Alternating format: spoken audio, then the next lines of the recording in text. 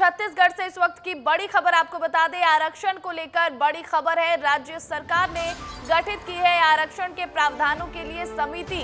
Cabinet मंत्री रामविचार नेताम की अध्यक्षता में गठित की गई है स्थायी समिति और समिति को 2 साल के भीतर आरक्षण पर रिपोर्ट सौंपनी होगी। समिति में गोमती साय, गुरु खुशवंत साहेब, गजेंद्र यादव शामिल हैं।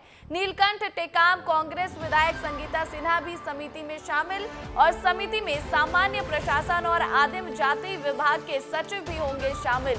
तो आपको ये बड़ी खबर बता दें, छत्तीसगढ़ में आरक्षण का मुद्दा साल 2011 से ही विवादों में रहा है और इसको लेकर अब राज्य सरकार ने आरक्षण के प्रावधानों के लिए एक समिति गठित कर दी है। कैबिनेट मंत्री रामविचार नेताम की अध्यक्षता में ये समिति गठित की गई है और समिति 2 साल के भीतर आरक्षण को लेकर रिपोर्ट सौंपने वाली है। समिति में गोमती साय, गुरु खुशवंत साहेब, गजेंद्र यादव शामिल होंगे। नीलकंठ टेकाम, कांग्रेस विधायक संगीता सिन्हा भी इस समिति में शामिल है और समिति में सामान्य प्रशासन और आदिम जाति विभाग के सचिव भी शामिल होंगे। इस पूरी खबर पर अधिक जानकारी के साथ रोहित मिश्रा हमारे साथ लाइव जुड़ गए हैं।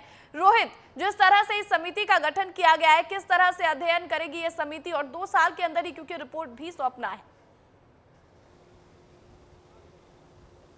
बिल्कुल, देखिए, ये आरक्षण का विवाद 2011 में शुरू हुआ था और तब रमन सरकार थी और रमन सरकार ने जो 50% की सीमा रहती है आरक्षण को, उसको बढ़ाकर 58% कर दिया था, जिसके बाद में एक याचिका दायर की गई थी और याचिका पे लंबी बहस चली और 2022 पे फैसला लिया गया कि जो आरक्षण को 58% है उसे घटा दिया जाए, जिसके बाद से एक बार फिर से ये सुर्खियों पर आया था। अब उस पर विवाद निपटारा करने के लिए, क्योंकि कांग्रेस ने इस पर 76% आरक्षण लाने का प्रावधान किया था, इसे विधानसभा में पारित भी करवा लिया था, लेकिन ये अभी तक आज राजभवन पे जो है वो अटका हुआ है। अब इस विवाद को, क्योंकि लंबा समय हो गया, 13 साल से ज़्यादा हो गया है और ये विवाद लगातार बढ़ते जा रहा है, तो इससे निपटाने के लिए कमेटी का गठन किया गया है। कमेटी पे सांसद, पूर्व विधायक, इसके अलावा जो मंत्री है, कैबिनेट मंत्री, उनको रखा गया है। इसके अलावा 2 सचिव को भी जो है वो शामिल किया गया है। ये तमाम लोग ये तमाम पहलुओं पर चर्चा करेंगे, तमाम पहलुओं पर जो है वो जानकारी एकत्रित करेंगे कि असल पे जो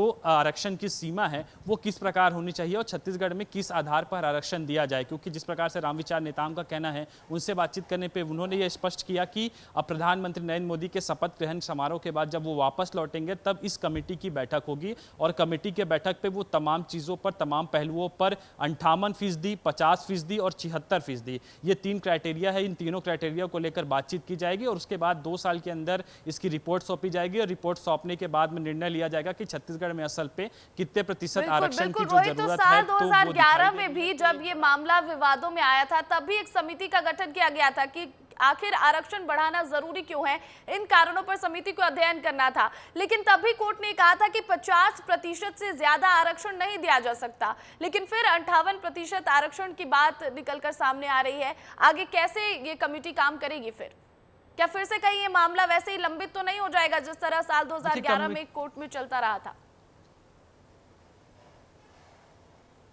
बिल्कुल, देखिए, साल 2011 में जब निर्णय लिया गया था तब तो 58% लागू कर दिया गया था और उस 58% के आधार पे ही तमाम भर्तियां जो हैं वो की जाती थी। लेकिन जब इसको याचिका दायर की गई थी, याचिका पे कोई फैसला नहीं हो पाने की वजह से ये जो मामला है 2022 तक खींचा और 2022 में जब कांग्रेस की सरकार आ गई तब उस समय ये निर्णय लिया गया कि इसे 76% करवाया जाए। कांग्रेस ने इसके पीछे हवाला जनगणना का दिया था, उन्होंने एक सर्वे करवाया था। उस सर्वे के आधार पर यह कहा गया था कि राज्य में इतनी कैटेगरी है और इस कैटेगरी के हिसाब से इनको इतना ज्यादा आरक्षण जो है वो मिलना चाहिए, लेकिन वो मामला फंसा ऐसा कि राजभवन में आज तक अटका हुआ है। अब इस कमेटी का जो है वो मेन मकसद यही होगा कि ये जो 3 क्राइटेरिया है, इन तीनों क्राइटेरिया को मिलाकर जो है वो निर्णय लिया जाए और एक बेहतर छत्तीसगढ़ के लिए हो, उसके आधार पर जो है वो रिपोर्ट तरह से ये जो कमेटी का गठन किया गया है, अब आगे क्या अध्ययन में निकल कर आता है, क्या रिपोर्ट पेश करती है कमेटी, इस पर भी सबकी नजरें टिकी होंगी। फिलहाल बहुत बहुत शुक्रिया तमाम जानकारी के लिए रोहित।